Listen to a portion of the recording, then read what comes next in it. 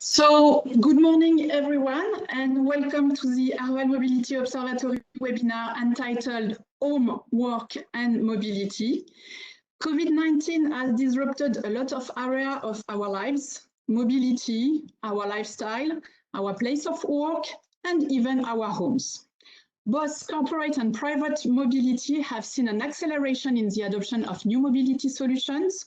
Remote working has been accelerated and is pushing real estate developers to rethink what residential and commercial developments should look like to accommodate this new transport and way and work habits. During this webinar, we will explore all these new trends. So I hope that you can hear me well. So I am Yael Ben-Nathan, head of Arval Mobility Observatory, and I will have the pleasure today to develop this topic with Mr. Lucas Neckermann, South leader in mobility and managing director of Neckermann Strategic Advisor. Good morning, Lucas. Good morning. It's great to be here. Yeah. Thank you. And I am very pleased and honored to announce our special guest, Mr. Thierry Laroupon, Chief Executive Officer at BNP Paribas Real Estate. BNP Paribas Real Estate is a subsidiary of BNP Paribas Group, located in 30 countries, and provides leading European real estate services and solutions with its complementary 6 business lines, so property development, property and investment management, transaction, valuation, and consulting. Good morning, Thierry. Good morning, Yael. Happy to be with you this morning. Thank you. Thank you very much. If you have any question, please use the webinar Q&A feature on the right-hand side of your screen, and we will address all these questions at the end of the presentation. This webinar is based on a publication which will be available on our website in the coming days.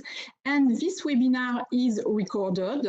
And in fact, this replay will be available in the coming days. I see that some people have some issues to connect. If you can't hear us, please use the phone number available also normally. So let me, okay, perfect. Now, during this, now let's get on with the webinar. So today we will cover 4 main sections.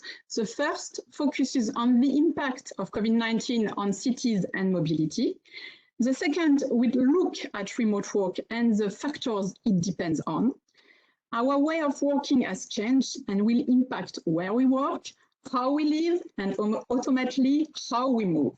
So this will be the topic of this third section. And the fourth part will be focused on some case studies and a projection of what our future cities might look like. So let's start now with the impact of COVID-19.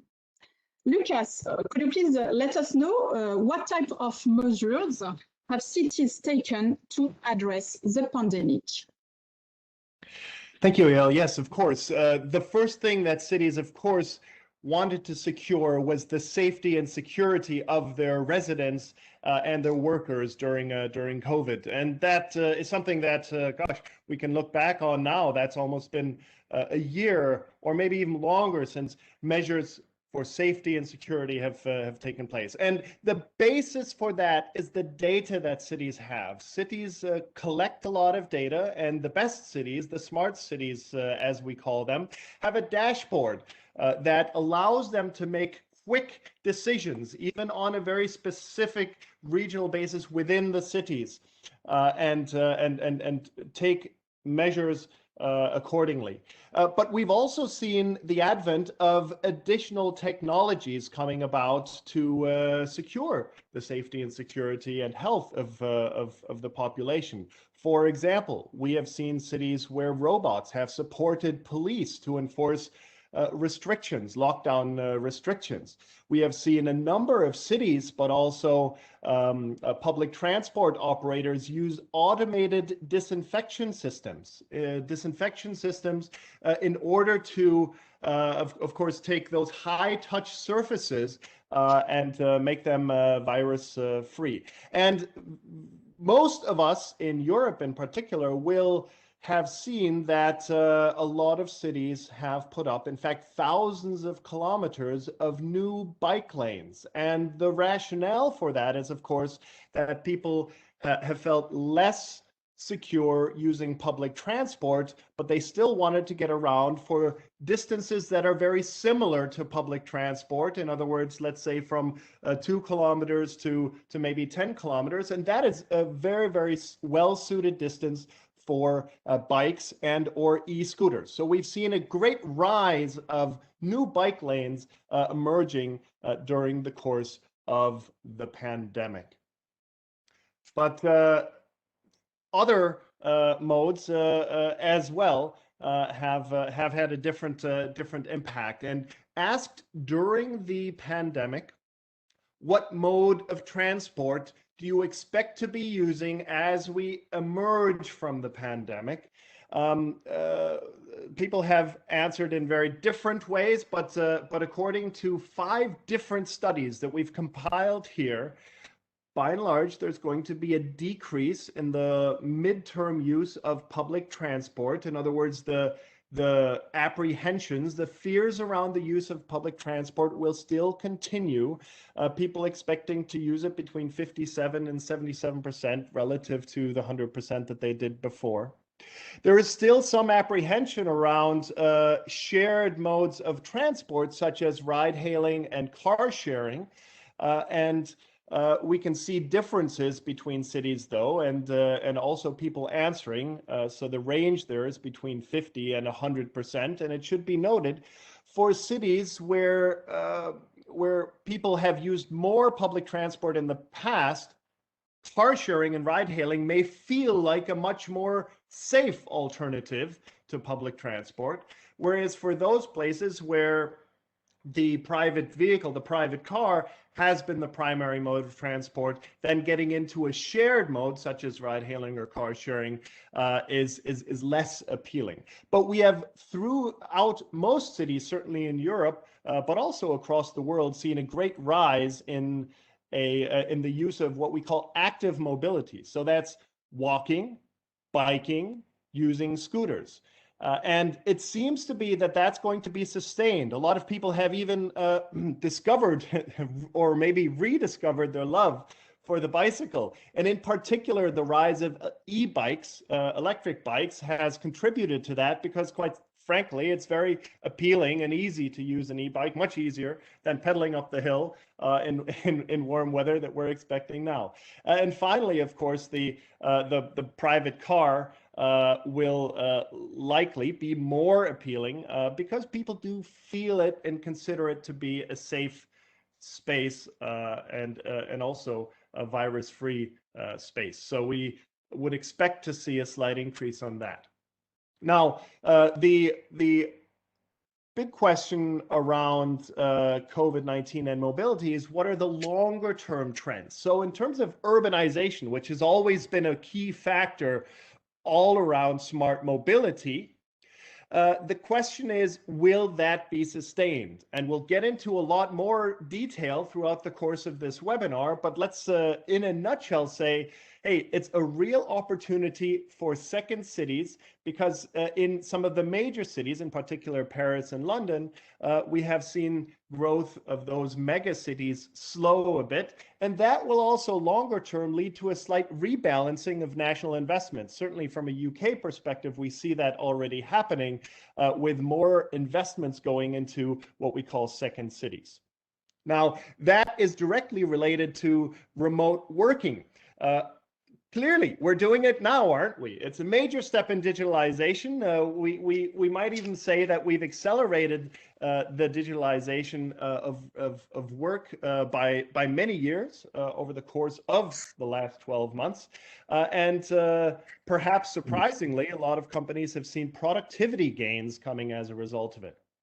as we've mentioned, new mobility modes have come about. So micro-mobility has had a very steep increase throughout Europe over the course of the last 12 months. Lots of new operators, thousands and thousands of new scooters being put on the streets, but also many more bicycles. And while some of the infrastructure was only temporary, other bicycle and scooter infrastructure will remain even post-pandemic as cities adjust to changing mobility desires from their residents.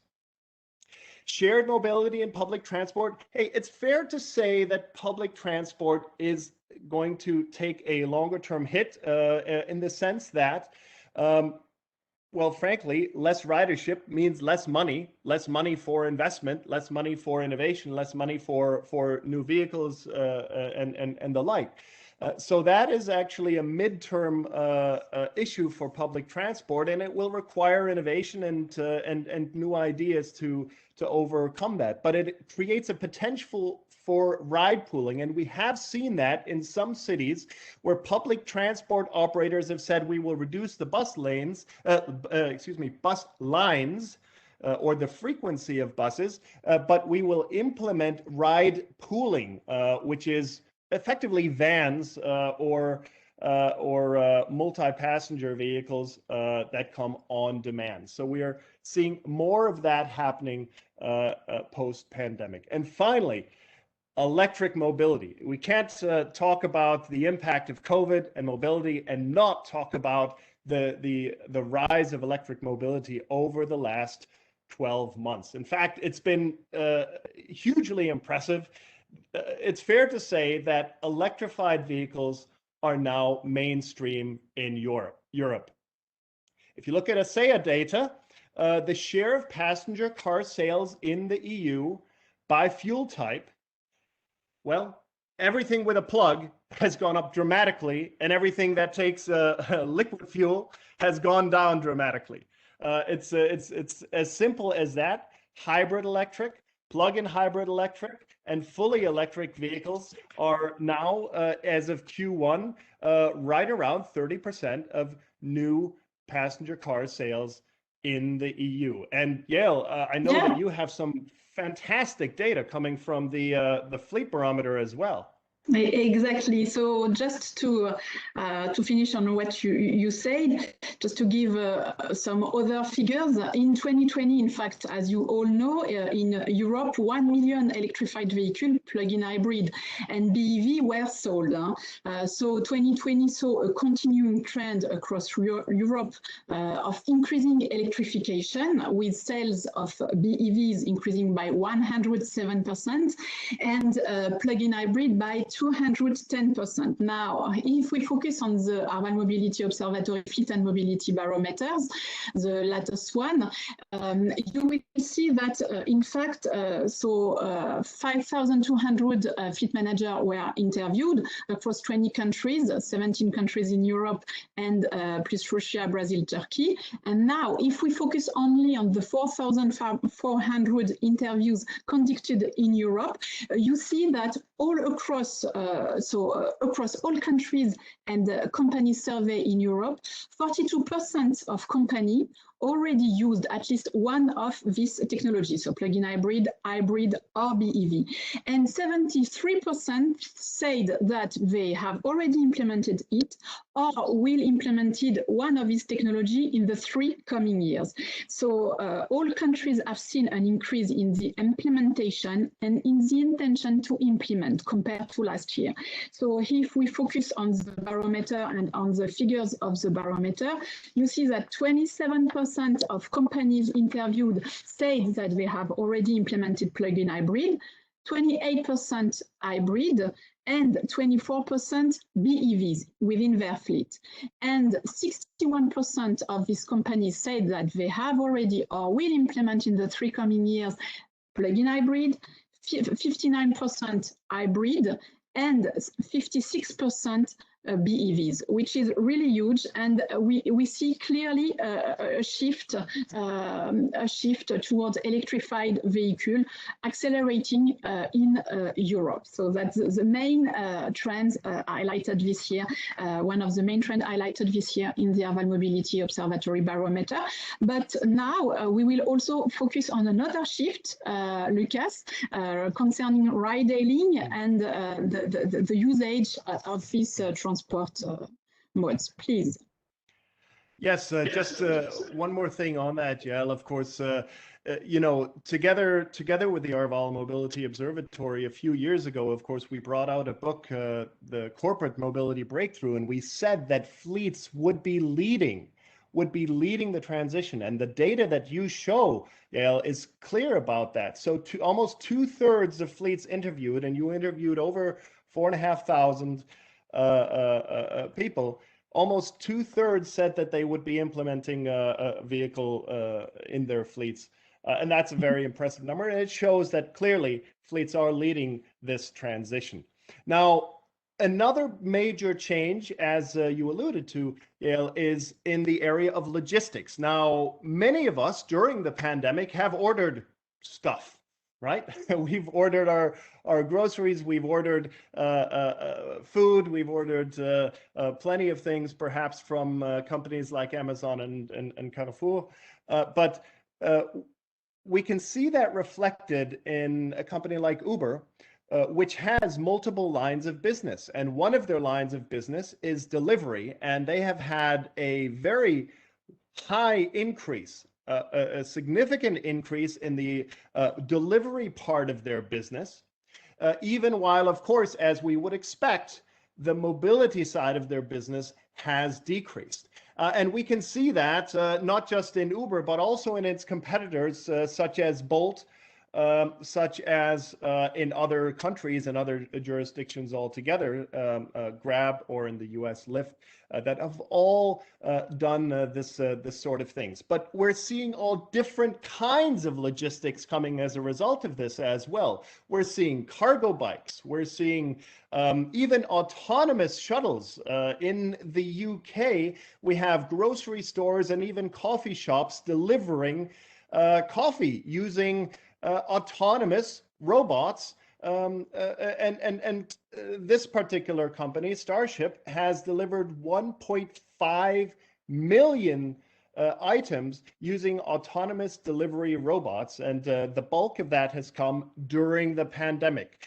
So it's good to see a lot of innovation coming about from the logistics space, whether it's cargo bikes, whether it's regular bikes, or even the rise of autonomous delivery. And we talk about a lot of that in the ebook and the papers that Yael talked about that we'll be releasing shortly. So logistics clearly shifting and supporting cities, but also efforts to combat the pandemic. A very interesting example comes to us from Italy, in fact, where Poste Italiane has seen its share price increase quite dramatically over the course of the last year. And why? Because they've been very creative and very supportive with efforts such as using their own ATMs, their banking machines, to book COVID vaccine appointments, and supporting digital authentication for tax and health public services, and they've even worked together with the national military to deliver vaccines. So you're seeing a lot of innovation coming from the logistics space, and we'll see a lot more over the course of the next year as well. Perfect. Now. So let's recap now. So COVID-19 has accelerated and disrupted trends, directly influencing mobility such as urbanization and remote work. Public transport and shared modes of transport, such as ride-hailing, are hit by the pandemics, whereas micromobility, logistic, autonomous and electric vehicle experience a market expansion. So the pandemic is an occasion to develop now new businesses based on mobility solutions. So during the pandemic, remote work has been developed and accelerated, but it depends on several factors. Some are specific to Europe. Lucas, could you please describe these new trends, please? Sure, my pleasure, Yael. So before the pandemic, working from home or working remotely really was done by only around 5% of people in 2018. There were some differences in the Scandinavian countries, a little bit more. Also, Austria had a bit more, but by and large, it was around 5%. And the reasons for that are they vary, and we'll get into those now. What's been interesting, of course, as so many of us have been, more or less forced to work remotely through the course of lockdowns, is that, well, quite a lot of people have found it easy or even possible. And other companies have even found increases in productivity as a result. And if you think about what types of roles are, well, teleworkable, you come up with a number of around 25%. And that depends, of course, on the industries. In some industries, such as finance and insurance, the research suggests, and in this case, the research from McKinsey, that up to 85% of functions in companies such as finance and insurance, but also technical services and IT and telecommunications are teleworkable. In other words, those functions can be done from anywhere, which of course has significant impact on things like office space, real estate, which we'll talk about very shortly. But it also has impact on hiring and legal HR policies, etc. Now, when companies now think about, hey, what is my office space situation going to look like if I have so many people who not just can, but actually will work from home? You find companies like Allianz or Lloyds Bank saying, okay, we think we could save up to 20%, even 30% of office space, because we'll have 40% or more of our staff working from home or working remotely. Now, there is a cultural aspect of this as well, and not all companies in finance and insurance agree. In fact, the CEO of Goldman Sachs has been very adamant and said, well, this is actually not a new normal. It's an aberration, and he's hoping that his staff return to the office very, very quickly and completely. So it really depends not just on the function, but it depends on the culture of the companies. But getting back to the function, yes, well, remote work is not for everybody. You know, cars still need to be built, coffee still needs to be served, and restaurants will still provide meals for us. And these are things that you can't do via Zoom or Teams or WebEx.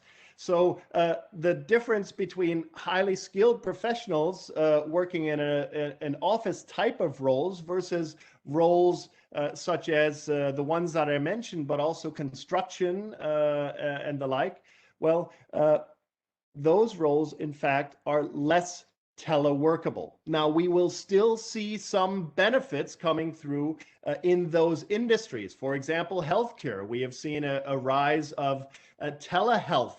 And even doctors, doctors being able to do appointments via smartphone. So there are benefits coming through in other industries as well. Another key difference on teleworkability is, well, what does the country look like? What is the economic profile of the countries that allow or enable telework? And in the paper that we're releasing, you'll see quite a bit more detail. So we can see more Scandinavian countries in the top right here, where you have the percent of employment regularly or occasionally teleworking, and the very highly correlated to percent of workers who are in knowledge and IT intensive service businesses. So you can see the Netherlands, Finland, Luxembourg in the top right, where you see other countries which are a little bit more dominated by manual labor, such as Romania, Bulgaria, Hungary, in the bottom left of that slide. Now, there's also a correlation to households with internet access. And in European countries, we still see not universal internet access. It's frankly the same countries that you see atop the list and the same countries that we see at the bottom of the list. But also in the paper, when you download it, you'll see we'll have some interesting outliers. A place like Cluj-Napoca in Romania, which is in fact dubbed as the Silicon Valley of Eastern Europe. And you can read more about that in the paper. Thank you, Lucas. So just to recap, so today a quarter of the European Union economy can work remotely.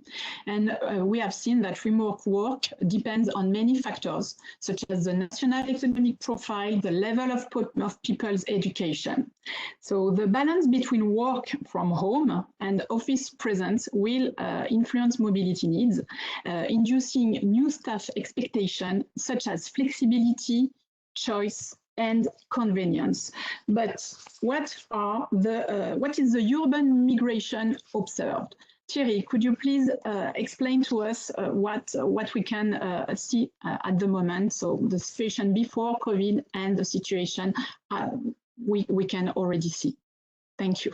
With pleasure, Yael. So I'm happy to share with you BNP Paribas Real Estate views on future of offices in the post-COVID world. And our strong feeling at BNP Paribas Real Estate, I could say right from the beginning, is that if we are not responsible of the sanitary crisis we have to go through, we are highly responsible on the way to revisit the service offer in a post-COVID world. And that slide will show you where we were a year ago in a pre-COVID format. We had a high concentration on primary cities, what we call the global cities, the main European or global capitals, with a pretty poor level of regional influences. That was specifically true in France, in the UK. For instance, for France, Paris, Intramuros, and the Île-de-France region would represent 2/3 of the capital market transactions and 2/3 of the office take-up transactions. It was more relative in Germany, where you had more geographic diversified business model with 6 regional cities, with specialized activities, for instance, high-tech in Berlin, financial activities in Frankfurt, and industrial activities in Munich. If you go to the next slide, Yael, you could see where we are in the post-COVID world, which is clearly a direct impact of a combination of remote working, flex office, digitalization, and it's a new geographic paradigm between secondary cities and metropoles. It's driven by, first of all, the digitalization of the way of working, and Lucas mentioned the disruption you could create in the way you are working, leaving the headquarters, leaving Paris, leaving London, and going into your regional locations. It's also a combination of work-life balance, cultural change, and multi-factors such as lower cost of living and lower rental costs for headquarters. That leads us to the main condition, and this is the next slide, for that resident migration. On one side, you have what we call the pain points, which is a combination for some people living in the global hubs of, I would say, commute time with loss of time, public safety, which is an increasing issue for all the major global cities, and high level of pollution living. And last but not least, the cost of living, which is really increasing and which is creating major issues, not only for the young generations.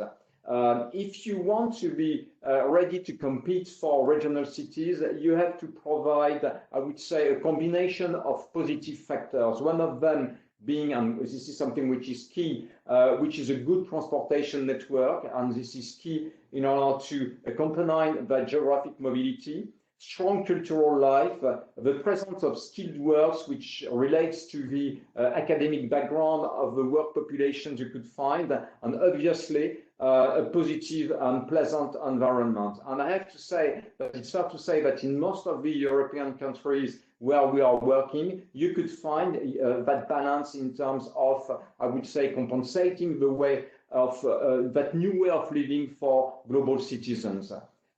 If you go to the next slide, which will show you the impact of that post-COVID world in terms of, I would say, real estate and mobility, that slide encapsulates the concept of people leaving the main global cities, leaving the HQ and living outside of these HQ. That's a kind of hybrid model combining HQ in global cities and decentralized workforces and employees in regional hubs.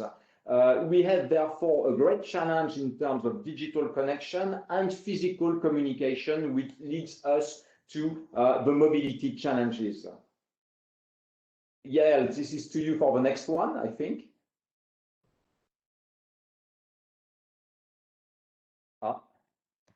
Yes, I had an issue with my, technology sometimes. Yeah. So yes, thank you, Thierry. So yes, indeed, we have seen also an impact on mobility, and this is a result of the latest Urban Mobility Observatory Fleet Barometer. So in fact, we have asked these fleet managers in Europe and in the 20 countries what kind of mobility solution they have already implemented, and which one do they consider to implement in the next 3 years. So in fact, you see here that 70% of European companies have already implemented at least one of these solutions. So we speak about corporate car sharing, ride sharing, bike sharing or bike leasing, so public transport, mobility budget, mobility app, private lease or salary sacrifice, and short-term or mid-term rental. So 70% of European companies have already implemented it, but 84% of companies have already implemented or consider implementing in the next 3 years, which is really huge. But while almost all of these solutions used are clearly progressing, we will see that in a few minutes, the ones progressing most rapidly are those that best respond to the current health crisis. Mobility budget, so here you see 28% compared to 13% last year. And corporate car sharing, 26% compared to 16% last year already implemented. So in fact, the current pandemic is encouraging fleet managers clearly to offer their employees ever more sustainable and flexible solutions. That's the conclusion we can have regarding these figures. And now we also see a change in the purpose of the office. Thierry, could you please explain us this topic? Thank you. With pleasure, yeah. That's really a major challenge for the real estate industry to revisit the what we could call the new HQ of the future, the office service offer. There's a global shift of the office world. HQ have to revisit themselves. Their DNA will never be the same. I think that we have to work on what we could qualify as the positive impact, not only for our employees, but on the global ecosystem where the headquarters will be based. It needs to be better than home, because otherwise people will choose to stay at home being fully digitalized. It means that HQ have to cope with the global environment where they are located. On the next slide, we'll show you what we could qualify a step beyond, because in the past, we used to design silos, office buildings, retail parks, parkings, logistic platforms, high-tech buildings. In the future, which is on the right side of the part, it means that we need to rethink existing buildings, and reconversion on new projects will have to provide what we call blended ecosystem, which means that We are thinking not only about one building, but on the impact of the district we are creating together with local authorities and the citizens, not only the employees. It means that in the near future, central business districts will have to provide schools, leisure centers that will shift from an exclusively office use to a combination of workspace with cinemas, movies, sports centers, schools, residences, and shops. We also have a big challenge in terms of reconversion of obsolete products or asset types. On the next slide, we show you a challenge in terms of parking operators because of the decrease of the new ways of transport. They have, and we are working with them on exploring reconversion ideas for these parking spaces. They will be fresh public spaces when it's too hot outside. They will accompany storage and logistic hubs for parcel deliveries, charging boxes, charging points, parcel boxes, lockers, dock for bikes, urban agriculture. We are working a lot on that. And sometimes shops and shopping centers underground. So this is a big challenge. It's very exciting for us in order to work with our clients on the future of these obsolete assets. And I leave the floor to you now, Yael. And that's and the question of parking is not just a question for parking lots and parking structures, but also parking on the side of the street. And we've seen cities choose to give back some of that parking real estate for other purposes, such as so-called parklets, parklet conversions, where, well, restaurants have an opportunity to set up, or maybe just the community has an opportunity to set up a bench, maybe a table, and just to get together in a slightly safer environment than being indoors. We've of course seen parks, parking spots also be converted for the use of bike parking, and we can see in the bottom left here 10 bikes fitting in the space of where one car parked before, and in some cases, and this is a particularly pretty example of the greenification of the city, where something as simple as a parking spot can actually become a very green oasis in the middle of the city, perhaps the green lung, a mini green lung, if you will, with perhaps space for bikes and scooters to park as well. Perfect. Thank you. Thank you, Thierry. Thank you, Lucas, for all this very interesting information. So the extent to which companies will develop decentralized network of offices will impact mobility in suburbs, in secondary cities and between cities. And we have seen in the barometer that the commitment from companies to offer employees more flexibility in terms of mobility. Flexibility is really key in the future regarding mobility. These new working and lifestyle patterns require to think some of the built environment blended urban ecosystem, and parking, street, and office reconversions are examples of future urban adaptation. Now let's focus on two case studies. The first one will be Paris and the 15-minute city concept. So Lucas, could you please explain what is the 15-minute cities concept? Thank you. My pleasure, Yael. And anyone who is in Paris might have already heard about this, La Ville du Quart the idea that you develop a community, a part of the city in such a way that the key elements of life, that's working and commerce, but also healthcare and education and entertainment, are all within 15 minutes, either by foot or by bicycle. From where you are. And if you achieve that, you reduce the need and frankly also the desire to have a personal car to get from A to B. And this is a very substantial project in Paris, and it goes hand in hand with new bike lanes, of course, because of course in 15 minutes you cover a lot more ground on a bicycle than on foot.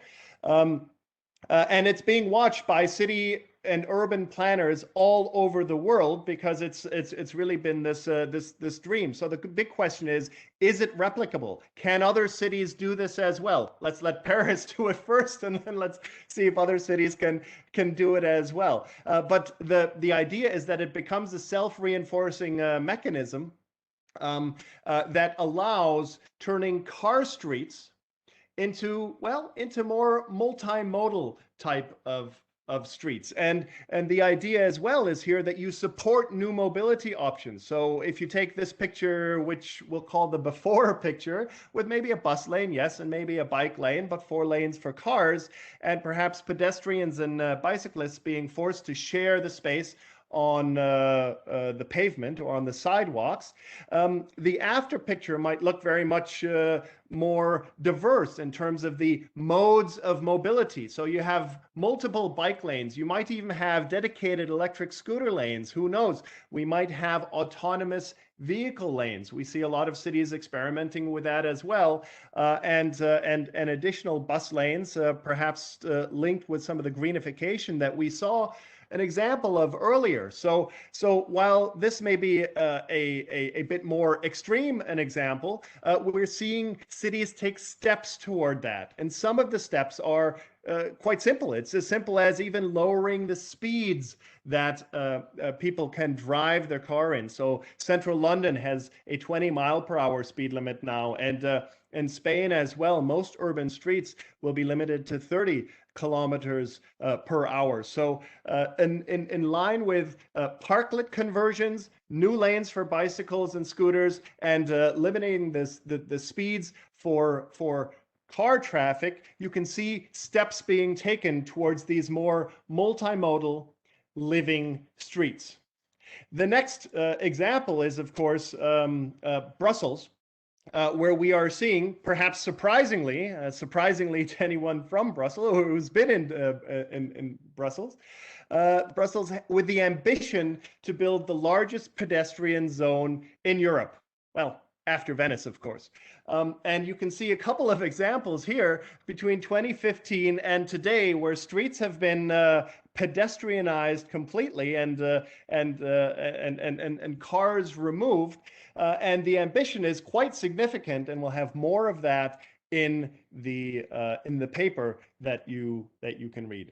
But it's not just what's happening in cities, because as we said, people are moving out of some of the mega cities and moving into second cities. And some people have also discovered that suburbs might be good for them as well. And we call the aggregation of rural areas and suburbs the exurban areas. And those have new opportunities coming as a result of COVID. Well, first, in rural areas, of course, tourism from staycations, people going, staying nationally and going to rural areas for their holidays, drives revenue. Tourist money is very beneficial there, and it can drive growth in those areas as well. Provided, of course, that, the basics such as Wi-Fi are there. And if that's the case, it enables digital nomads, people who, don't necessarily tie themselves up to one building or one office, in fact, who have declared that they can clearly work from anywhere, and their employer, or perhaps they're self-employed, is enabling that. Well, they may find that remote areas are more appealing. And of course, we heard from Thierry what some of those remote areas can do to make themselves more appealing. Logistics, the rise of online ordering, which we have seen throughout the pandemic, is not just limited to cities. It's, of course, taken place in the suburbs and also the rural areas as well, which means that logistics hubs can and will be implemented in those areas for groceries, for restaurants, but also for anything else that logistics does. And again, here we have the potential for job growth in those areas as well. Finally, manufacturing can relocate, and we give a few examples, one of those being we talk about Arrival, which is a UK-based EV manufacturer that can basically set up shop and produce anywhere through what are called micro factories, as opposed to very large centralized factories. So we can see local manufacturing getting a bit of a potential revival as a result of the pandemic. Thank you, Lucas. Yeah. So in order to conclude and to summarize all what we have seen today, so remote work will stay for sure, and 25% of our economy is today teleworkable with satisfying productivity, which is really important. Office decentralization, so we have seen that companies shift to decentral workplace, and office purpose is changing, becoming a center of innovation. We see also a rebalancing between primary and secondary cities, also a benefit to exurban areas. And from a mobility point of view, we see that new mobility behaviors, greater flexibility required, as mentioned. Flexibility is really important. So with the implementation of mobility budget, development of new infrastructure and integration of mobility options. And we have seen some accelerated trends regarding micromobility, autonomous vehicle and logistic, and some new concepts developing in the city, so pedestrianizations and the 15-minute city concept. So now we will have a look on your questions. So the first question will be for Thierry. So please, someone said, until now people move to the primary cities because of the companies that were there. These cities have also developed to where they are today because of tax revenue in terms of infrastructure. Now, when workers move back to second and third class city and through remote work, where do cities get money for infrastructure development when the companies themselves are still located in the big cities? Thierry. Okay, it's not an easy question because it's linked with the behaviors of political authorities. Something they are asking us to do is clearly to contribute to, when we are working on projects, it's to contribute on the level of equipment.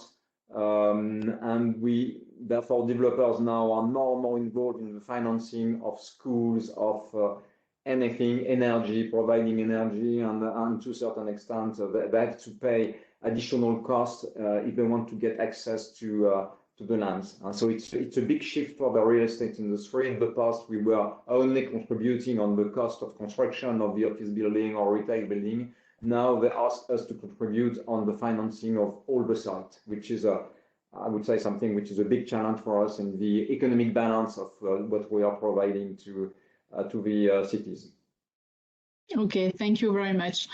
So the challenge of the future of mobility is the challenge of the complexity. If you need 20 or 30 different subscriptions or apps to manage your yearly mobility.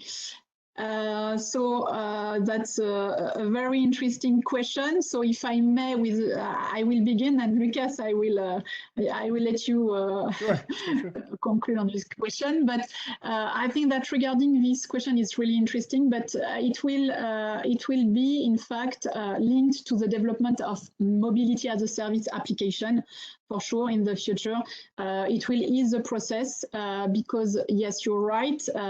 People now are expressing the fact that they want flexibility in their mobility modes. So, yes, they will use several mobility modes. They could come with the train and then use e-bike sharing these modes. And after that, during the journey, use also car sharing solution. So yes, this is a real trend, but it will be be eased by the development of mobility as a service app, where we will be able to do everything. But at the moment, yes, it's you're right. We need several apps because mobility as a service app are not developed in all cities, in all countries, and are not developed in the same way everywhere. So, Lucas, if you want to add something to this question. Yes, thank you, Yael, and thank you, Jean-Baptiste, for this question. It's quite insightful on the trend and the direction that we're headed towards. There are, from our perspective, three different types of mobility as a service aggregator apps. One is where cities indeed drive it. There are around 15 cities in Europe that do it, very often using partners and companies like Trafi or Mass Global and the like.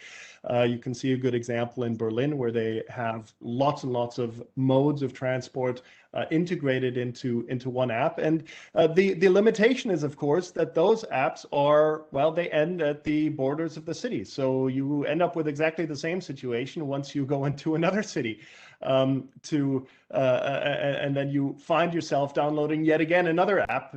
So you have an aggregation of all of the modes for one city, but you have to download another app when you visit another city. So corporate mobility as a service, CMaaS, as it's been called, is a potential solution to that. And Arval, of course, has yes, exactly. That's what I wanted to add. Exactly. I wanted to jump on that, as you mentioned, corporate mobility as a service apps. Yes, indeed, Arval has launched mass application, so mobility as a service application in France and in Germany. Yes, that's correct. Yep, yep.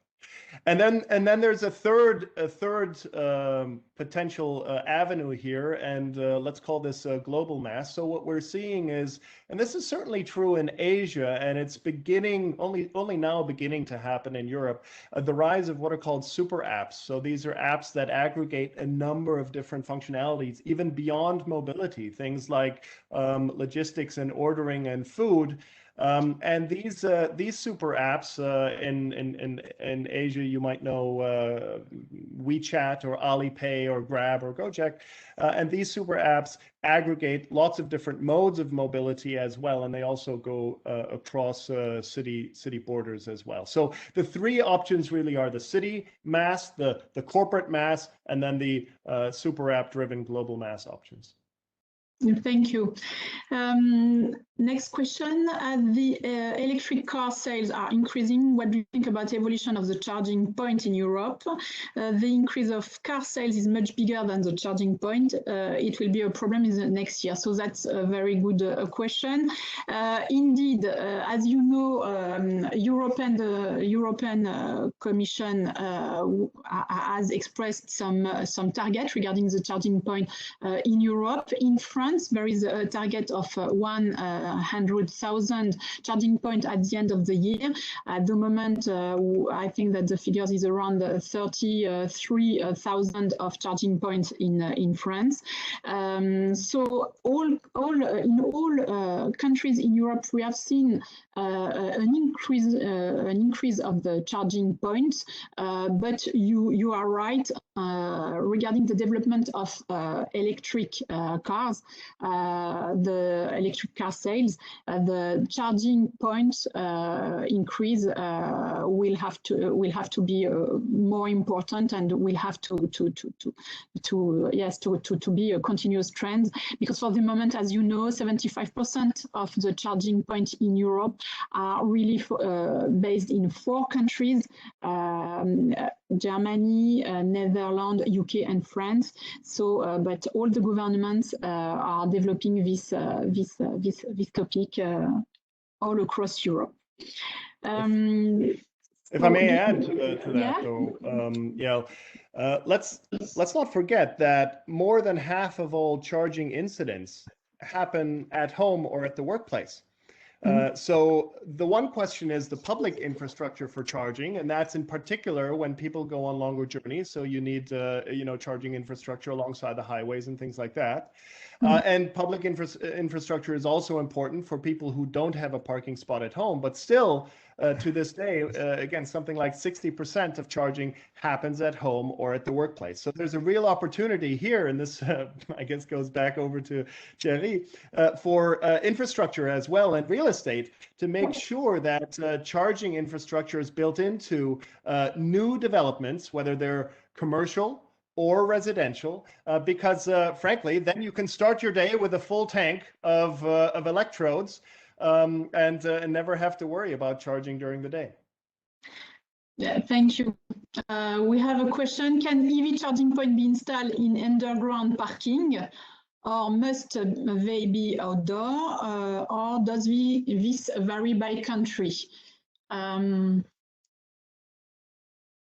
So in fact, yes, they can be installed in underground parking. Yeah, that's totally possible. Yeah, it's indeed possible, and that's always already the case. Thierry, you are working on that with some clients regarding the charging point, or is it something that it's tackled in? We are working on it on our future headquarters, which will be delivered by March next year.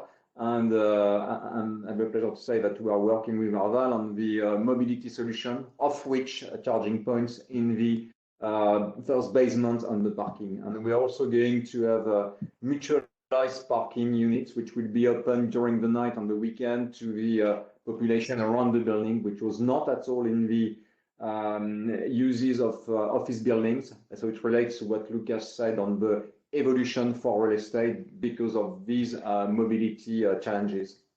Thank you. Yes, that's a very good example. Thank you. So yes, it's totally possible to have a charging point at underground level. Thank you, Thierry. I think that we are at the end of the presentation. I see a lot of other questions, so we will answer directly to you. Thank you for your attention. Thank you for this presentation. Thank you, Thierry. Thank you, Lucas.